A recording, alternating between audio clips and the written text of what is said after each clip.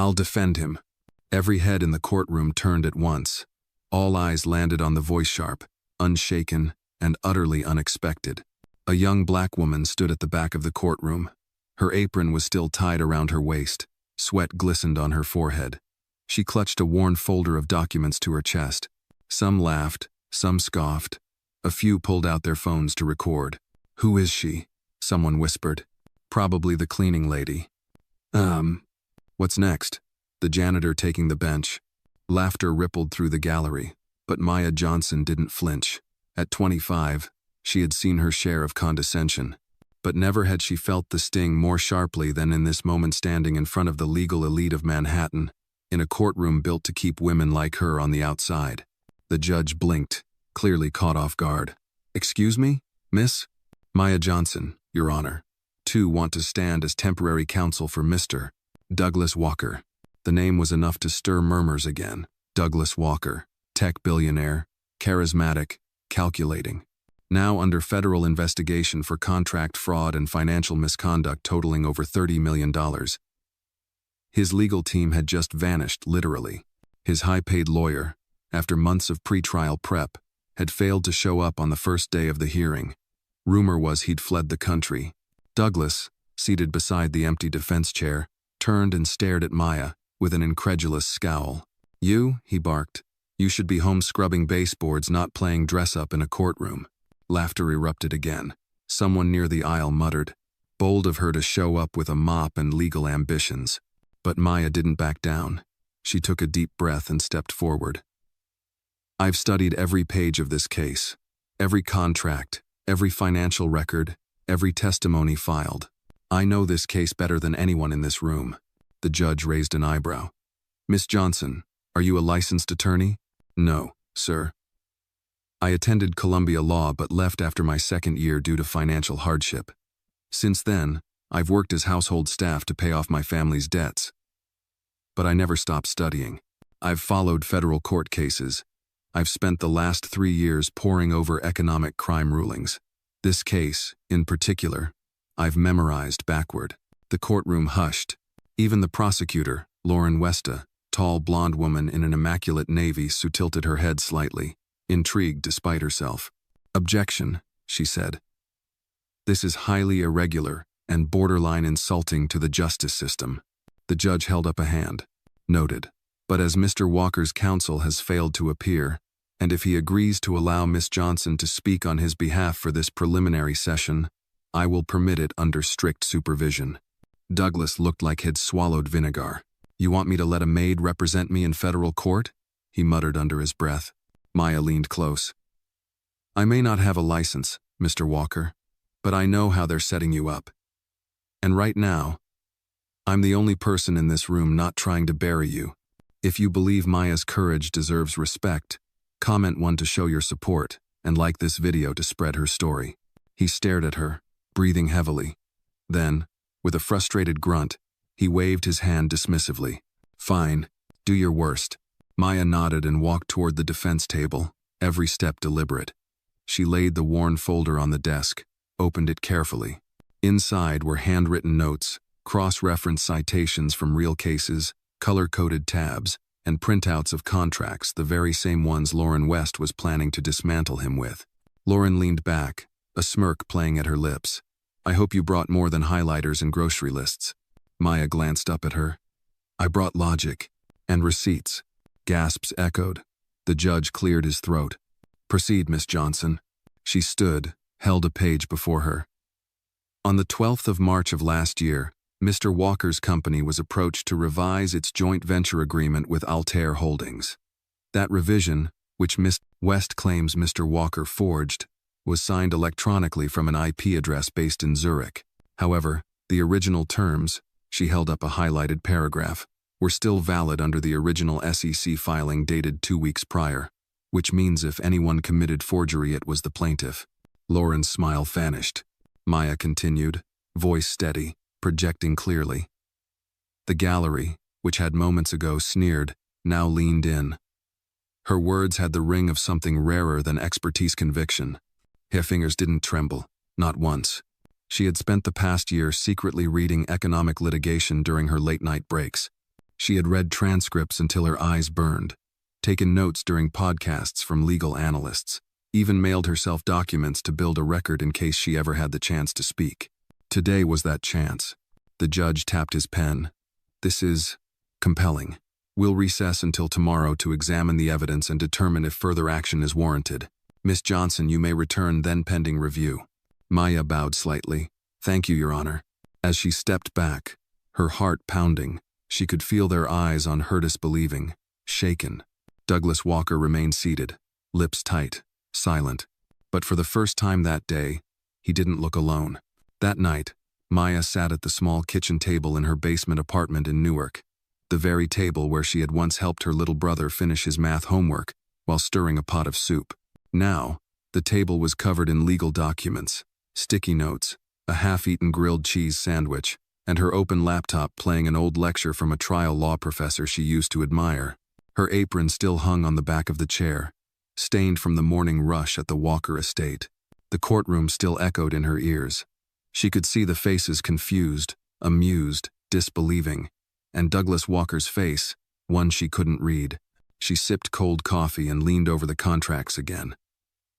There was something about the way the revised joint venture clause had been phrased. It used legal terminology that didn't match Douglas's previous contracts. It felt almost foreign. She jotted a note. Compare phrasing W, Altair versus old partners. A buzz on her phone made her jump. Unknown number.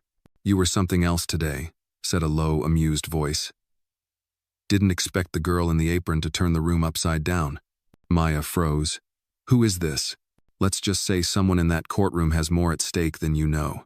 You're poking a bear, Maya. Be careful where you stick the stick. The call ended. Her hand shook for a moment before she forced herself to breathe. Fear wasn't new.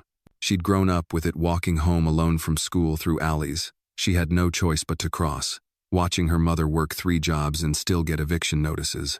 But this fear was different. It was cold, calculated. The next morning, she returned to the Walker estate early. Douglas wasn't expecting her. I didn't ask for a meeting, he said when she appeared in his office, still wearing her usual gray cardigan and jeans. You also didn't ask for someone to save your name from being dragged through federal mud, she said, calm but firm. He stared at her. You think yesterday changed anything? I think it cracked a door. We need to open it. Douglas looked away, tapping a pen against his desk. You came prepared. I always am. You just never noticed. There was a pause. Maya stepped closer. Mr. Walker, someone is setting you up. That contract revision, it was too clean. And you signed it remotely? I was in Napa that week. Wine conference. I signed documents on the go. Standard practice. Do you remember opening that exact file? He hesitated. Number, my assistant Paul usually preps the documents. I just glance and click. Maya's brow furrowed. Where is Paul now? He left last month. Said he needed a break from the pressure. Or maybe he needed distance. Douglas crossed his arms. You're implying Paul forged my signature. I'm saying someone used your trust to manipulate these documents. And I think it started with Paul. Later that afternoon, Maya took a subway to Midtown and found the old building where Paul had once shared a co-working space. She walked the halls slowly, scanning the nameplates. Zweit 400 wo still read. Paul Temple, contract consultant. She knocked. No answer, but the door was ajar. Inside, papers were scattered, drawers open, a laptop missing from its charger. The air smelled faintly of burnt coffee and urgency. Something had spooked him. Maya backed out, heart racing. She took a photo of the office for reference, then turned to leave, but not before noticing a folder left on the floor near the desk. Inside, there were 3 copies of a contract draft identical to the ones in the court case, but 2 had different metadata footers. One listed Zurich, the other, New Jersey. She clutched it tight, swallowing hard. The next morning in court, Maya waited quietly at the defense table, her notes ready. Douglas hadn't said much to her since their meeting, but he had nodded at her on the way in. It was something. Lauren West strutted in, her heels clicking like gunshots on marble. Good morning, she said sweetly, but her eyes were cold. Ready for round 2, counselor? Maya stood, More than you know. They argued over the contract's origin. Maya presented the differing metadata. Lauren objected, but the judge permitted the review. Then Maya pulled out the altered clause comparison. Your Honor, the clause that supposedly implicates my client is worded in a legal dialect typical of European firms, not American contract language. My client's previous contracts follow U.S. standards. The phrasing shift indicates a ghost draft originating offshore. It is highly probable this was inserted by someone else. The courtroom was silent again. Douglas leaned slightly forward, his mouth barely open. Lauren's jaw tightened. I request a delay, she said, too quickly. We need to verify the source of this evidence. We already did, Maya interrupted, holding up a printed chain of custody report from a verified digital forensics firm.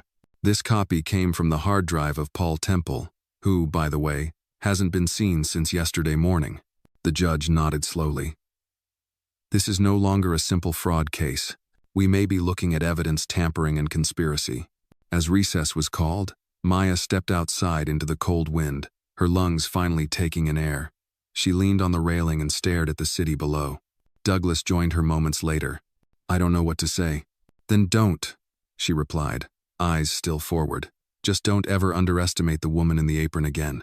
Maya returned to the Walker estate late that evening, exhaustion weighing down her limbs. The courtroom buzz was still replaying in her mind. Lauren West's startled expression, the murmur of the gallery, Douglas's stunned silence. It was the first time she felt like someone had heard her not as a background presence, but as a voice that mattered. She kicked off her shoes in the side entrance and walked through the quiet kitchen. The staff had long gone. Only the faint hum of the refrigerator and the ticking of the wall clock accompanied her as she reached for the teapot. She poured water into a mug, dropped in a chamomile bag, and leaned against the counter, closing her eyes. This kitchen was where it had started. 3 years ago, she'd stood in this very spot on her first day, as a housekeeper 22, broke, with dreams deferred. She'd hidden her textbooks under the sink.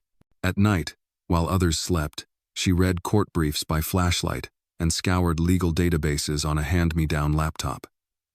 This place had become her secret classroom. She took a sip, then paused. There was something under her foot. She bent down and found a small torn envelope. It had no name, just the embossed logo of Altair Holdings. Her pulse quickened. She took the envelope to her tiny basement quarters and opened it carefully. Inside was a single sheet, wrinkled and stained, an internal Altair memo dated 6 months before the lawsuit. It discussed potential strategic realignment with Douglas Walker's company and referenced a legal pathway to renegotiation should Mr. Walker resist favorable terms. A chill crawled up her spine. Strategic legal pressure? Even before the contract revisions? Maya stared at the paper. This wasn't just fraud, it was premeditated manipulation. She placed the memo in a plastic sleeve and tucked it into her growing case binder. Then she pulled out her notebook and scribbled names. Altair board members, legal reps, known associates. She underlined one, Martin Lyles, former partner at a private equity firm, and now general counsel at Altair. His name had appeared in several emails she'd seen during court document reviews. The next morning, she called an old classmate from Columbia, Reggie Holmes, now working at a small but scrappy investigative paper in Queens. Reggie, I need a favor. Quiet, fast, and strictly off-record. He hesitated. You asking for a background check? Number, I'm asking for a map of a fire before it spreads. I think someone's been setting this up long before the lawsuit. She met Reggie that night at a diner near his office. Over lukewarm coffee and a shared plate of fries, he slid a folder across the table. Lyles has ties with an offshore firm that specialized in contractual leverage. Legal speak for, they draft fake pressure points to force renegotiation. Been involved in 2 whistleblower cases, both sealed. Maya's eyes widened. So they manufacture legal tension? That's the idea. And guess what? One of the whistleblowers was found dead 6 months after the settlement, ruled an accident, no autopsy. Maya closed her eyes. God, you sure you want to keep going with this? She nodded. I don't have the luxury of backing out, not when they're playing with people's lives. The next morning in court, Maya kept her expression neutral as Lauren West strutted in, armed with a fresh binder and a smug smile. Your Honor, Lauren began. We would like to request dismissal of yesterday's presented metadata evidence due to questionable chain of custody. Maya stood slowly. Objection. The court accepted the forensics review as authentic, and we have further documentation tying the origin of the altered documents directly to an employee of the plaintiff. Lauren's eyes narrowed. Miss Johnson is not a licensed attorney. Her continued presence has uncovered more truth in 2 days than your entire firm in 2 months, the judge interrupted. Objection, overruled. Whispers buzzed around the room. Douglas looked over at Maya. He didn't speak, but he gave the smallest nod. After the session, Maya returned to the Walker estate to retrieve the remaining house files. She passed the entry hall where portraits of the Walker family hung in perfect symmetry. Her footsteps echoed as she climbed the stairs and entered the office Paul had used before resigning. It smelled of dust and leather. She began pulling open drawers, cataloging the contents: staplers, post, it pads, phone chargers, and then, at the back of the lowest drawer, something heavier. A black planner. She opened it carefully. Inside were handwritten notes, mostly mundane reminders, grocery lists, client call times. But wedged between pages for the week of the 10th of April was a sticky note with 2 words scribbled in red ink, Zurich packet, and beneath it, a 4-digit code, 2,913. Maya stared at it, heart pounding. That was the same week the contract had been signed remotely from Zurich. Could this be a safe deposit box? A courier file? She wasn't sure yet, but it was a clue, a real one. She was still staring when Douglas entered the office behind her. I should have paid more attention, he said quietly. Maya didn't turn. You trusted people who wanted your name more than your partnership.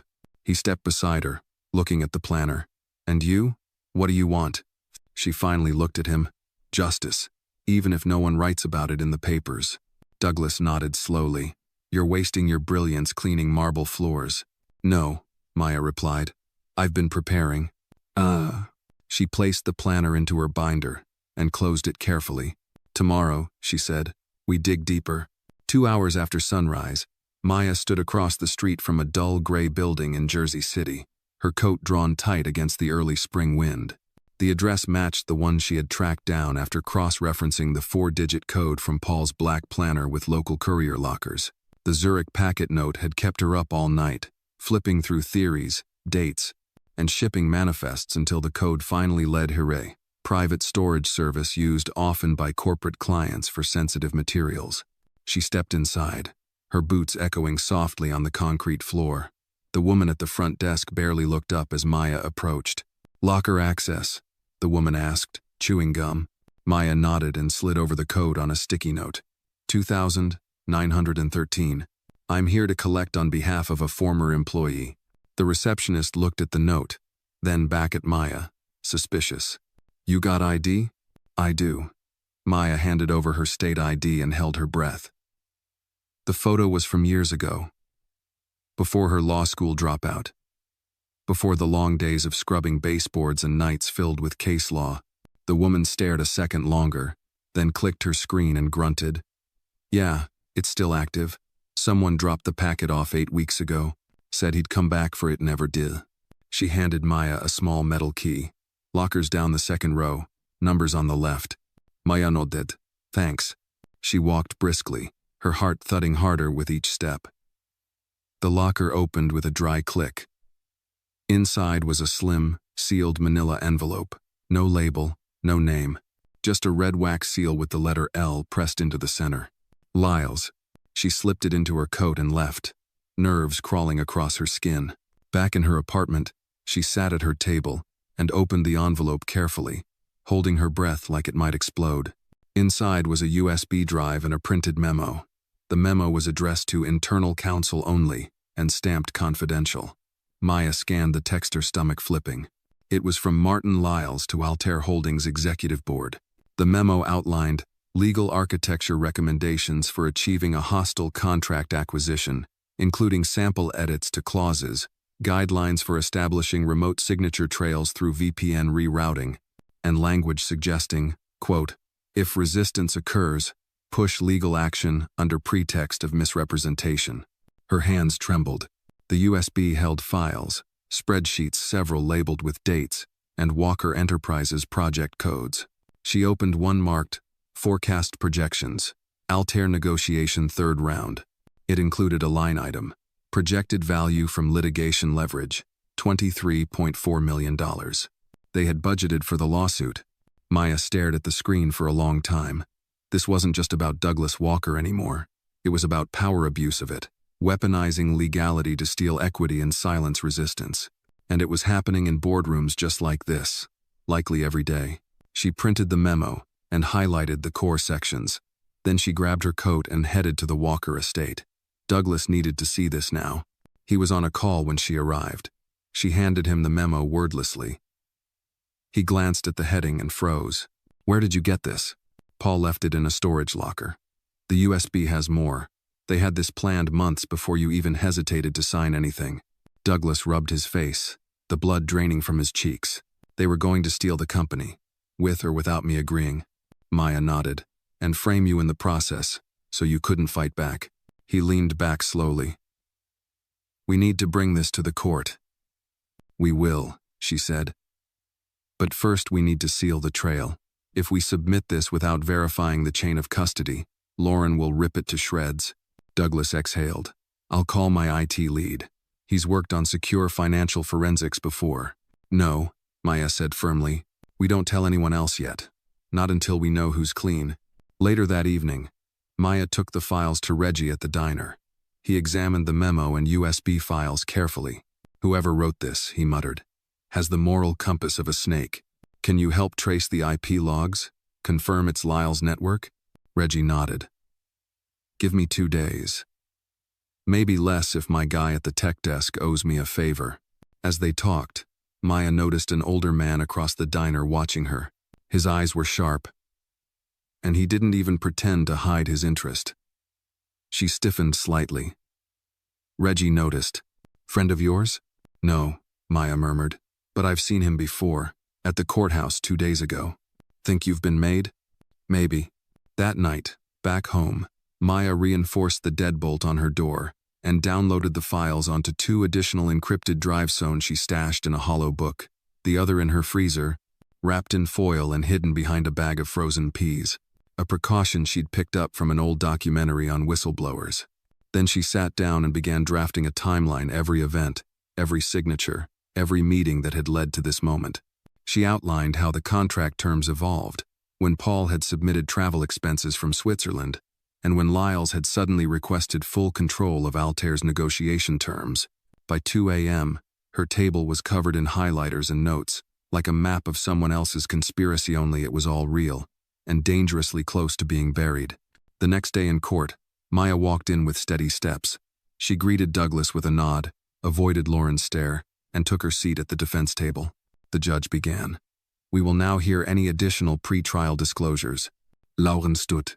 "Your Honor, I'd like to request the court reject any further speculative claims from the defense, particularly from someone still without a license to practice law." Before the judge could speak, Maya rose. "I would like to submit a confidential memo authored by Martin Lyles, General Counsel for the plaintiff, outlining premeditated legal tactics including forged documents and hostile acquisition strategies." Gasps filled the room. Lauren stepped forward. "This is absurd." Maya handed the document to the bailiff.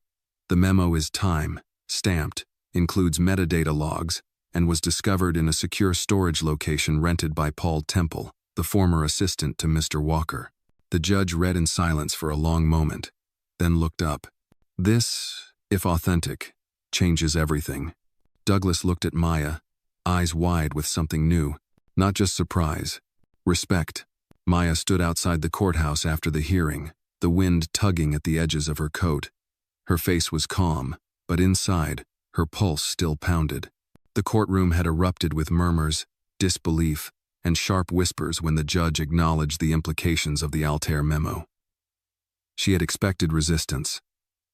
She hadn't expected silence. Douglas exited behind her, his tie slightly loosened, eyes narrowed in a deep, calculating squint. He hadn't spoken much during the session, but now he stood beside her, his voice low. "You just tore the mask off a multi-billion-dollar operation." "I didn't do it for you," Maya said, not looking at him. I did it because they thought no one would ever challenge them. Douglas's expression didn't shift, but something in his stance softened. You just saved my name from being destroyed. You deserve more than gratitude. She turned to him. I want access to everything. Full transparency. Every internal file related to the Altair partnership mails, memos, contracts. No more surprises. He nodded. You'll have it by morning. That night, she returned home and found a white envelope slid under her apartment door. No name, just a plain sheet inside. You've made enemies. Be careful what hill you choose to die on. No signature. She stared at the note for a long time before setting it on fire in her kitchen sink. She didn't sleep that night. Instead, she printed backup copies of every file, loaded encrypted duplicates onto flash drives, and dropped one off with Reggie downtown just in case. By morning, a manila envelope was waiting on her porch. True to his word, Douglas had delivered internal communications from the last 18 months, including emails from Paul Temple, board minutes, and correspondence with Altair executives. As she flipped through them, patterns emerged. One exchange stood out, a series of late-night emails between Paul and Martin Lyles, thinly veiled as consultation messages. But the timestamps matched nights Douglas had been traveling and unable to review files. Maya read them 3 times, her brow furrowed. Subject lines like, Altair pressure plan, forwarding initial edits, and most damning, need this signed before Walker returns. They had counted on Douglas being distracted, busy, arrogant, inattentive, but the moment that plan unraveled, they'd turned on him, confident he wouldn't survive the scandal. And Paul had vanished the moment cracks appeared. Maya knew what she had to do next. That afternoon, she returned to Paul Temple's old apartment in the East Village. It had been listed for sublet on a local board, but she'd convinced the landlord to let her collect a forgotten item by pretending to be Paul's assistant. The place was empty, stripped bare except for a pile of discarded folders on the kitchen counter. She sifted through them quickly and froze at one in the midly printed receipt for a wire transfer to a Swiss bank, dated 1 week before the lawsuit was filed. Recipient, L. Investments, Zurich. Her fingers traced the number. She snapped a photo, folded the original, and pocketed it. Back outside, a sleek black car rolled up beside her. The back window slid down. Inside was a man she didn't recognize, early 40s, tailored suit, pale blue eyes that didn't blink much. Miss Johnson? She stepped back instinctively. Who's asking? I'm a representative. Our firm believes this has gone far enough. You're a smart woman. You know how this works. You threatening me? Not at all. I'm giving you options. Stop now, and no one gets hurt. Walk away. You've made your point. Maya stared at him, heart hammering. Tell your people that the only way I'm walking away is through the front doors of that courtroom, with the truth in my hands. He didn't flinch. Truth, he said softly, can be expensive. Good thing I'm already broke. The window slid shut. The car pulled away. She stood there for a long moment, the city moving around her as if she weren't part of it. Then she turned and walked to the subway, her mind racing. That evening, she met with Douglas in his office. He looked older than usual, the weight of the scandal wearing at his confidence. I don't know who I can trust anymore, he admitted, rubbing his temples. Then trust evidence, she said, laying out the receipt and emails. His eyes scanned the documents. I gave Paul everything. Let him sit in every board meeting. I thought he was loyal. Loyalty built on silence isn't loyalty. It's leverage. He looked up at her. You think we can win this? She nodded. If we stay 3 steps ahead, if we stay loud, and if we make it impossible for them to erase what we've found. Douglas leaned back, considering. You've done more for me in a week than a dozen high-priced lawyers did in a year. I'm not doing this for you, she repeated. I'm doing this for people like me, who never get a seat at the table unless they drag their own chair through the door. He smiled faintly. Then let's make sure no one ever takes that chair away. That night, as she sat back in her apartment with her notes, Maya thought of her father, the man who raised her on Malcolm X speeches and chess games on a milk crate table in the Bronx. He'd died too soon to see her graduate, too soon to see her fight like this. But she could almost hear his voice in the silence. Don't let them forget your name, baby girl. Make them remember who stood up when no one else did. She opened her laptop, stared into the glow of the screen, and whispered to the darkness, "I'm not backing down." Rain drizzled down the courthouse steps as Maya climbed them one by one the next morning. Her coat was soaked through, hair curling slightly at the edges, but her grip on the evidence folder never loosened. She had gone over it 10 times the night before every memo, transfer receipt, email, and timestamp. Today wasn't just another hearing. Today, they were submitting the documents that might finally shatter the Altair facade. Inside the courtroom, the energy was different. More eyes on her now, less mockery, more uncertainty. Some still saw her as an anomaly, others as a threat. But for the first time, they didn't dismiss her. Lauren West walked in moments later, face tight, flanked by 2 men in dark suits, not colleagues, lawyers of her own, insurance. When the judge entered, the room fell into silence. "We will begin with new evidence submitted by the defense," the judge said. "Miss Johnson?" Maya stood. "Your Honor, we present Exhibit C, a series of internal emails between Mr. Paul Temple and Mr. Martin Lyles, as well as financial records showing a transfer to an offshore account tied to an entity owned by Mr. Lyles. These documents support our claim that the lawsuit brought by Altair Holdings was not only unfounded, but manufactured with intent to defraud and forcibly acquire Mr. Walker's company." She handed the documents to the bailiff. Every step felt slow, deliberate, as if time had thickened in the room. The judge read in silence. Lauren remained still, but her jaw was visibly clenched. Then came the moment Maya had anticipated. "Miss West," the judge asked, "do you have a response to these new allegations?" Lauren rose. "Your Honor, we question the authenticity of these documents. There's no proof they weren't fabricated after the fact. Furthermore, these alleged financial transactions could have been forged." "We anticipated that claim," Maya interrupted, stepping forward, "which is why we had them independently verified by a digital forensics team, with signatures cross-matched against prior filings, and transfer data confirmed through the Swiss intermediary's own audit logs.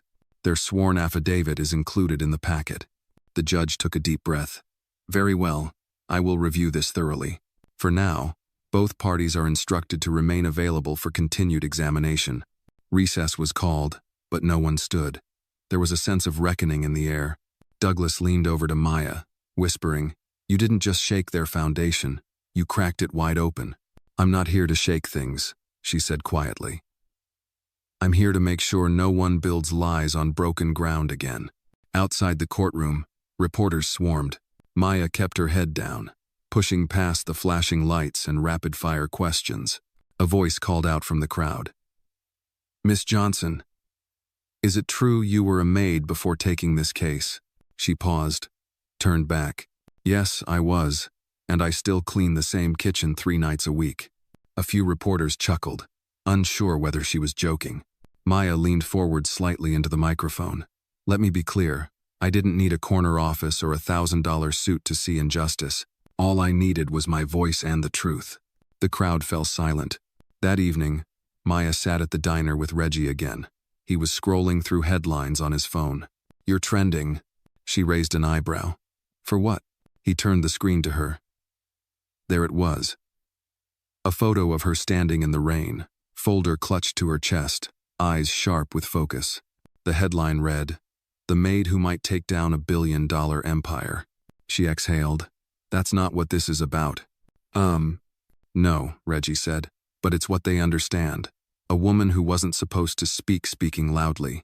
A black woman in an apron showing up where billionaires crumble. That's the story." She shook her head. "I don't want fame. I want justice." Reggie leaned in. "Then stay ready. Because when you speak truth to power, power speaks back and it doesn't always whisper." As if on cue, Maya's phone buzzed. A text. Unknown number. "He knows where you live." She swallowed. They're not even pretending anymore. Reggie's face hardened. "You need protection. Let me get someone to stay near your building quiet. No drama." "I'll be fine," she said, but her voice lacked its usual steel. That night, her sleep was shallow. Every creak of the pipes, every groan of the walls made her eyes fly open. She kept her binder on the nightstand, hand resting on it like a shield. By morning, she looked worn but ready. She returned to Douglas's estate for one last meeting before the next hearing. He looked up from his desk as she entered. "You're making enemies in high places." "I don't mind heights," she said. "I just want to know where the ladder ends." He slid her a new document. "I had my private counsel draft a motion to dismiss the lawsuit based on criminal tampering. With your evidence, it could work." Maya read it carefully, nodding. "Good, but we don't just dismiss. We countersue. Fraud, defamation, emotional distress. Let them feel what it's like to have the system turned on them." Douglas studied hair. "You've changed." "No," she said. "I've just stopped hiding." As she left his office, Douglas stared after her for a long moment. For the first time in weeks, he didn't feel like the most powerful person in the room, and he didn't mind it one bit. The courtroom was buzzing before the judge even entered. The press benches were filled, some reporters standing in the back, whispering updates into their microphones. The entire city, it seemed, was watching, not just because of the billions at stake or the corporate reputation of Altair Holdings, but because of her Maya Johnson, the woman in the apron who had become a symbol of silent resistance breaking into the loudest rooms.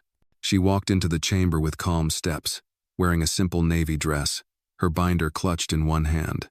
Her face was tired, but composed. She didn't make eye contact with the cameras. She didn't need to. She already had their attention. Douglas stood as she approached the defense table. "They're calling it the case of the cleaning lady. That's what CNN ran with last night." She didn't flinch. "Let them. That's what they understand. They don't know what it means to prepare case law in a laundry room with roaches on the wall. They don't know what it means to keep fighting when no one even knows you're in the ring." He gave her a quiet nod. "You're going to win this." "We are going to win it," she corrected. "But not by playing their game. We make our own rules now." The judge entered, and court was called to order.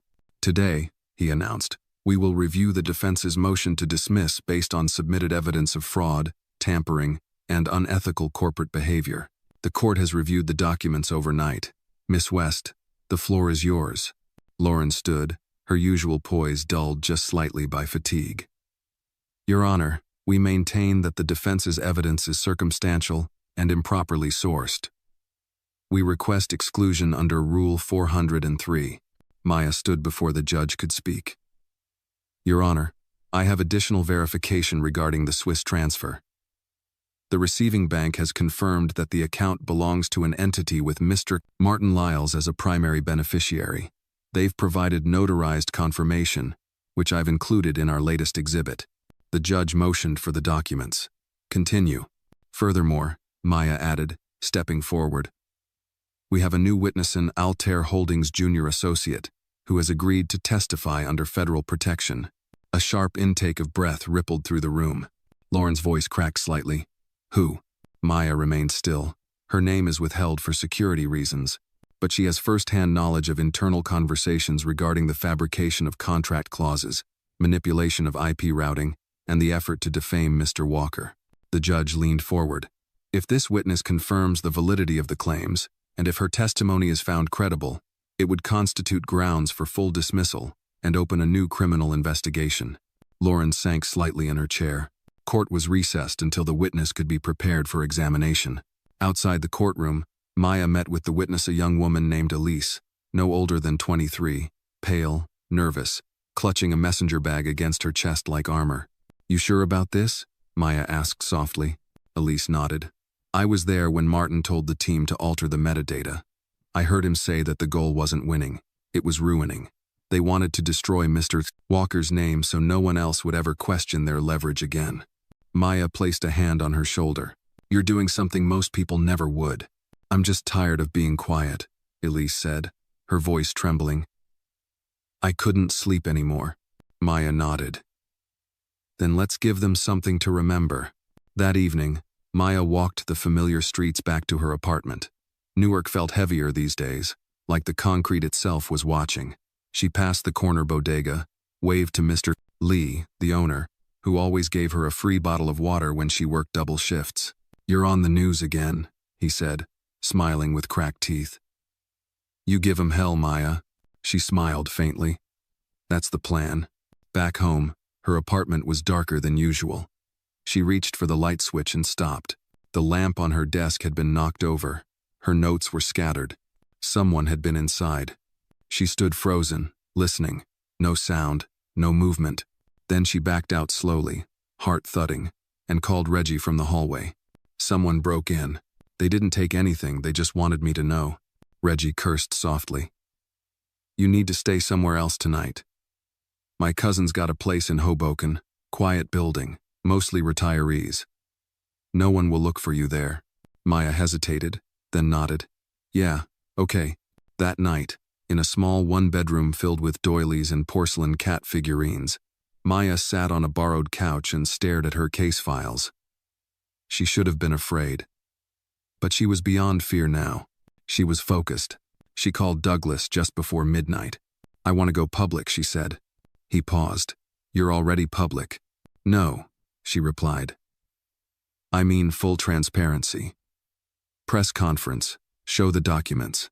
Make it impossible for them to bury it. You'll make yourself a target. I already am. Douglas exhaled. Okay, I'll arrange it.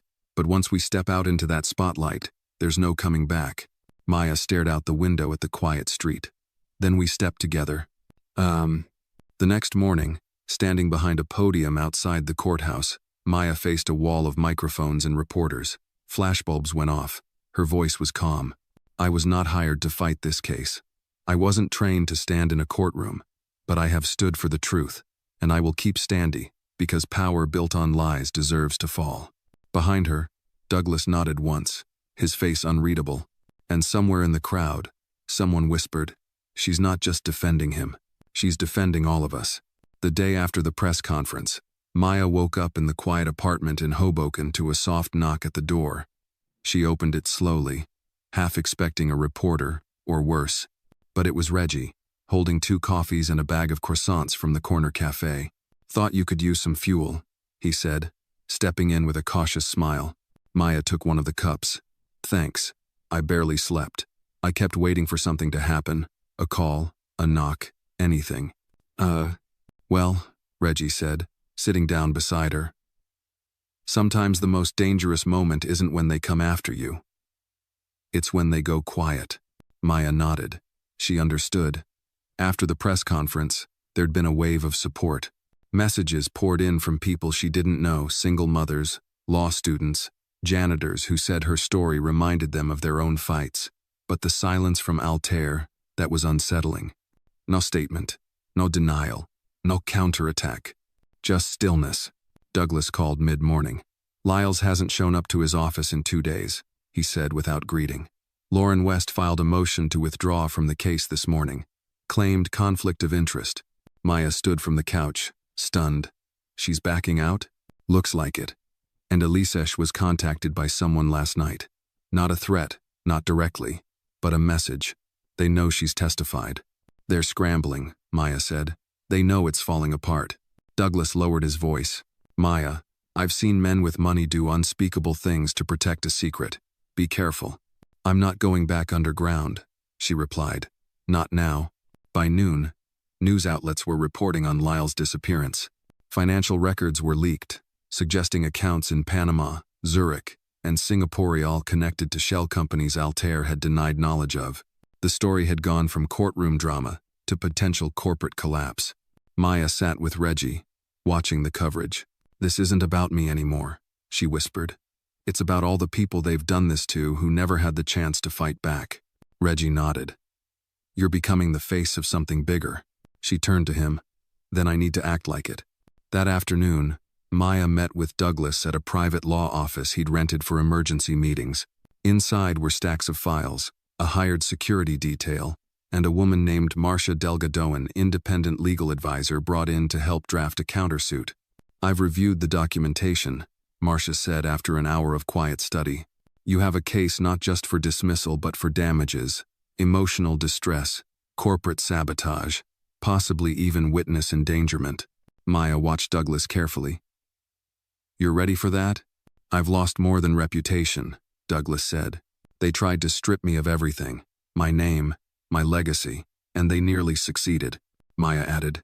And they would have, if someone hadn't been stubborn enough to read every line they thought no one would check. Marcia looked up. You know they'll try to settle once it's clear you won't back down. Maya's voice was steady. Then we don't settle. We make sure every piece of this is public. We drag it all into the light. Douglas leaned back. This is war now.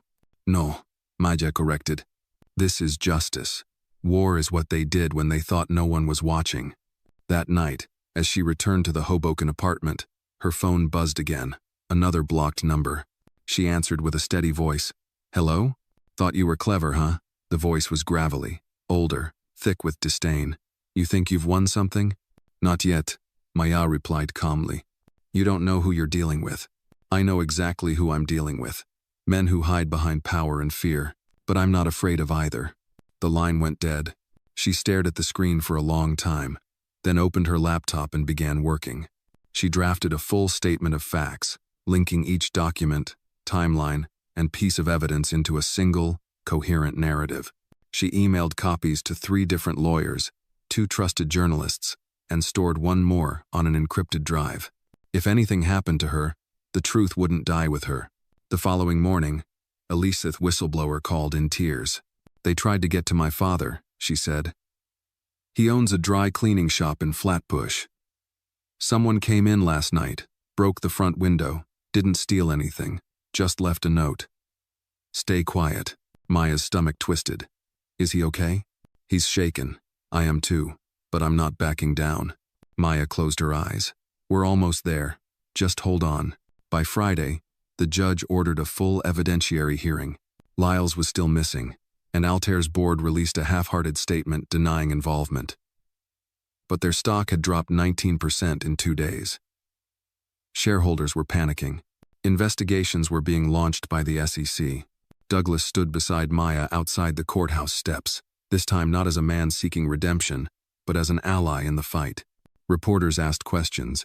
Cameras flashed. But it was Maya who stepped up to the microphone. This isn't just a victory for me or for Mr. Walker. This is a moment for everyone who's ever been silenced by a system designed to protect the powerful. We've shown that with truth, persistence, and the courage to keep standing, even the strongest walls can crack. The crowd applauded. And somewhere in the back, Elise stood silently, tears on her cheeks. Maya caught her eye and nodded. They were no longer fighting in the shadows. They were building something brighter, something lasting. And the storm that had once threatened to destroy them was finally breaking apart, one lie at a time. The morning of the evidentiary hearing arrived with an eerie calm. A pale light seeped through the clouds as Maya walked up the courthouse steps, flanked not by security guards or lawyers, but by the weight of a nation watching. Her name had become more than a headline. It was a symbol now whispered in cafes, written in blogs, quoted in college classrooms. She passed through the metal detectors, her binder clutched to her chest. Inside were the last peace emails confirming internal discussions between Altair board members, depositions from other staffers, and, most importantly, a sworn statement from Elise's father, now backed by community support after the attack on his store. Douglas met her just outside the courtroom door. He looked tired, but resolved. His suit was crisp, but his eyes held something gentler than before. Gratitude, maybe. Respect. You ready? He asked. Maya gave a half smile. I was born ready. They just didn't know it. The judge entered the courtroom moments later, his presence commanding the hush that followed. The room was packed press, spectators, junior lawyers clutching notepads, and a handful of Altair board members who had chosen to show up, not to defend the company, but likely to protect their individual reputations. Today's hearing, the judge began, will determine whether the court recognizes the claims of fraud and misconduct presented by the defense, and whether we proceed to trial, or refer these findings to a higher authority for criminal investigation. Maya stood. Your Honor, I'd like to begin by submitting Exhibit Dan email from Mr. Lyles, dated 2 months prior to the lawsuit filing, in which he outlines a path of pressure through legal maneuvering intended to destabilize Mr. Walker's holdings and force a renegotiation of key assets. The judge raised an eyebrow. And the authenticity? Confirmed by 3 forensic analysts. Metadata aligns with known device logs, and the sending IP traces back to an Altair Holdings secure VPN. Lauren West was gone. In her place was a stiff-looking man from a white shoe firm, trying hard to remain stone-faced. He stood. Your Honor, The plaintiff does not deny the existence of the email, but claims it was taken out of context. Maya didn't wait. Then let's put it in context. She pulled up a projection of the full thread.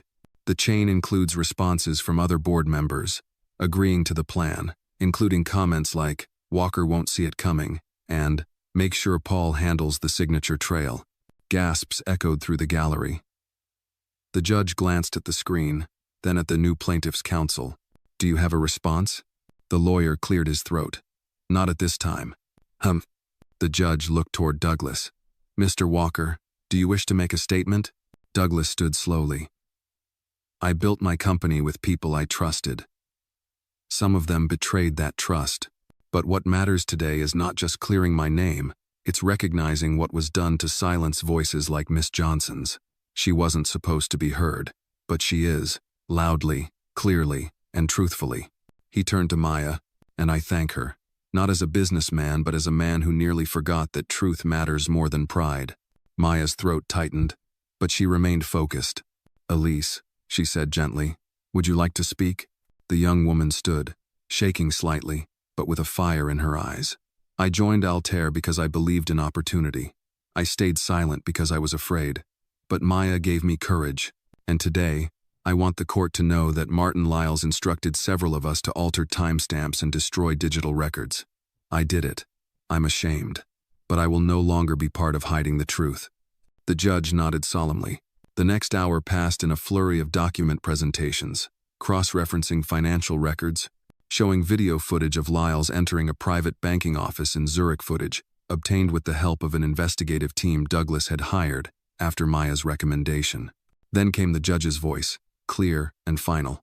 "Given the weight of the evidence, the credibility of the witnesses, and the failure of the plaintiff to contest these findings meaningfully, I am dismissing the case in full. Furthermore, I am referring these materials to the U.S. Attorney's Office for potential prosecution under federal fraud statutes." This court is adjourned. There was no explosion of cheers, no applause, just silence, heavy, reverent, like the moment after a storm breaks and the world holds its breath. Outside, reporters surged. Maya stood on the steps once more, now not as a question mark, but as the answer. When asked for comment, she simply said, "Truth is slow, but it never stops walking." Douglas stood beside her, silent for a moment, then added, "This woman didn't just defend me. She defended every working person who ever got stepped on and told to be grateful for it." Later that night, back at the Hoboken apartment, Maya sat alone with her binder on her lap. The case was over, but the fight wasn't. There were more battles to be fought, laws to challenge, systems to question. Her phone buzzed again. It was Elise. "You okay?" Maya asked. "I am now. And my dad wants to meet you. He says you remind him of someone he used to believe in." Maya smiled. "I'd like that." She hung up and walked to the window. Outside, the lights of the city glowed, soft and endless.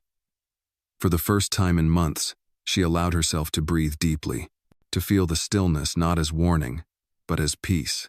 The system had tried to silence her, but Maya had spoken, and the world had listened. The days following the courtroom victory were a blur of headlines, interviews, and cautious celebration. Maya's phone never stopped buzzing. She declined most television appearances, choosing instead to speak directly through a single op-ed in The Atlantic, where she outlined her experience and warned of the silent ways power masks itself in legality. But beneath the public attention, she felt the quiet bruising of everything she'd carried. Victory was not healing. Justice, hard won, still came with scars.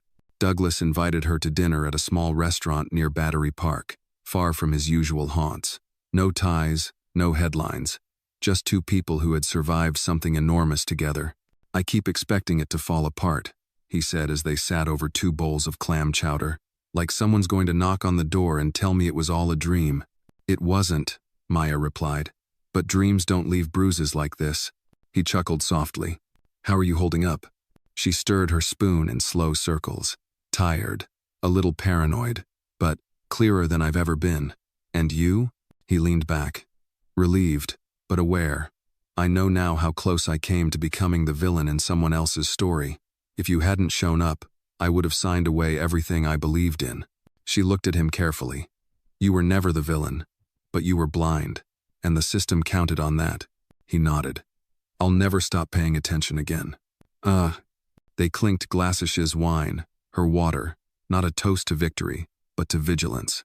The next morning, Maya visited Elise's father's dry cleaning shop. The glass had been replaced, and a small, "Thank you, Maya," sign sat taped to the inside of the door. Inside, the man himself stood behind the counter, folding a pressed shirt. "You must be Maya," he said with a thick Brooklyn accent. "Elise told me you're tougher than steel and kinder than bread." She smiled. "That's high praise." He motioned to a stool behind the counter. "Come sit. Let me tell you something." Maya did. He folded quietly, then spoke. When Elise was a kid, she used to sneak into the back with her comic books and say she was training to be a hero. I'd laugh, because I thought the world didn't let girls like you get capes. But then you walked into that courtroom, and you made the whole world listen. So thank you. Maya swallowed hard. I didn't do it alone. No one ever does, he said, smiling. But someone's got to start it. They shared coffee, and for a while, it felt like family. Later that week, Maya stood before a crowd at a community law forum in Harlem. She wasn't wearing a suit. Just a sweater and jeans. Her voice the same quiet power that had carried through every courtroom. Justice, she said, doesn't happen in marble halls. It starts in mailrooms, in kitchens, in janitor closets. It starts with someone saying, "No, this isn't right," even if no one else is listening. And sometimes it ends with people in power losing their comfort so that truth can breathe. The crowd stood and clapped, not out of obligation, but because they saw themselves in her struggle, in her courage. After the event, a young black woman approached her, maybe 20 years old, holding a battered copy of Civil Procedure for Beginners. "Miss Johnson, I want to do what you did. I want to fight for people who don't even know they need help yet." Maya took the book, thumbed through its wrinkled pages, and handed it back. "Then start by learning their names, their pain, their stories. Law is just a tool. The real work is in listening." The girl nodded. "Thank you." As Maya walked back to her car, she passed by a mural on a nearby wall freshly painted, vibrant in the late afternoon sun. It was her, apron and all, standing with her arms folded, behind her the words, "She didn't ask for permission." She stared at it for a long time. Then she laughed a short, surprised breath of joy. She took a photo, not for social media, but for herself, proof that something had changed. Back in her apartment that night, Maya sat at her kitchen table. The binder, the one she had carried through it all, was now closed, but she didn't put it away. Not yet. She opened her laptop and began to draft a new document, the People's Law Project. Her goal wasn't to become a partner in a firm. It was to create something accessible, a foundation where ordinary workers, underpaid employees, and whistleblowers could seek legal guidance without fear of price tags or retaliation. Because justice, she knew, should never depend on the size of your wallet or the shine of your shoes. As she typed, she felt something she hadn't felt in months. Peace. The wound had not healed. The fight was not over. But Maya Johnson, the woman who once scrubbed floors in silence, was now building a stage for voices just like hers. And this time, the world was ready to listen. 1 year later, the courtroom was different this time. Smaller, less formal, tucked away in the heart of Newark's old legal district. No cameras, no media storm, just rows of working-class citizens seated in folding chairs, quiet and attentive. Maya stood at the front, not in the defendant's box, not on the witness stand, but behind a lectern bearing a modest plaque. The People's Law Project, free legal access for every worker. She looked out over the crowd: mechanics, bus drivers, home health aides, janitors, baristas, people like her. People who knew the taste of struggle and the weight of silence. This was her audience now. Her mission. "Most of you know my story," she began, her voice even, warm. "And if you don't, you've probably heard someone else tell it louder than I ever intended it to be told." A few chuckles broke the stillness. "I never planned to be a lawyer. I planned to work, to survive, to keep my head down and do the best I could with what I had. But something happened. I saw something wrong. And I spoke. And then, everything changed. She paused. But here's the thing nobody tells you. Speaking up is only the first step. Justice is not a one-time act. It's a daily choice. A fight that doesn't end in the courtroom, it begins there. And it continues here, in rooms like this, with people like us. At the back, Douglas Walker stood quietly, hands clasped, smiling faintly. His company had recovered, smaller but more ethical now. He had appointed Maya as an external ethics consultant, but she hadn't taken a salary. She asked that the budget go toward funding this very room. I started the People's Law Project, Maya continued, because too many people were being asked to understand the law with no help, no translation, no defense. We were told to trust a system that was never built with us in mind. She glanced at the wall, where a mural had been painted, hands reaching upward not for power, but for justice. It mirrored the one in Harlem, but this one was filled with real names of those the project had helped in its first year. People wrongly fired, whistleblowers protected, tenants defended. And now, Maya said, we've trained 25 volunteers to offer free guidance.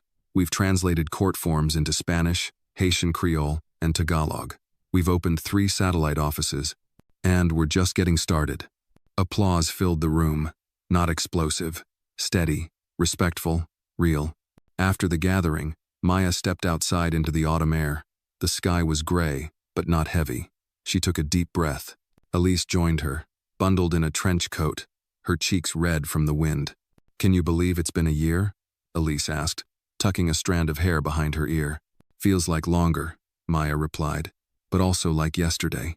I still get scared, Elise admitted, that someone's watching, that we'll wake up and it'll all disappear.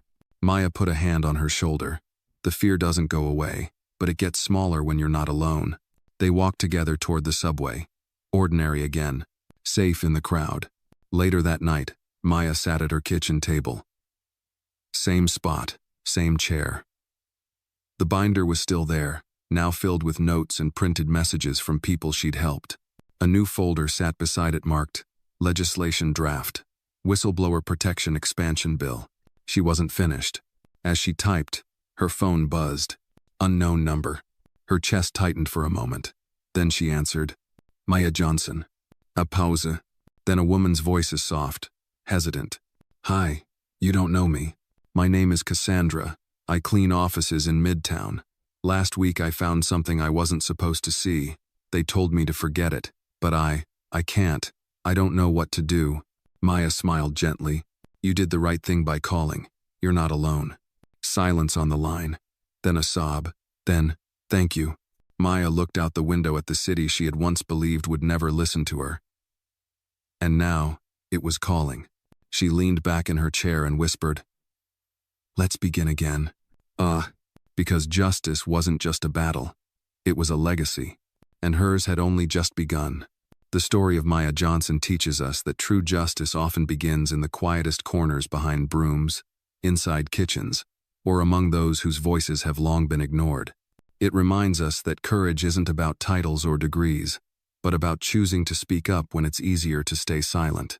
Maya's journey shows that even the most unlikely individuals can dismantle powerful systems when armed with truth, persistence, and empathy. Her fight is a testament to the enduring power of integrity and the belief that everyone deserves to be heard, no matter where they come from.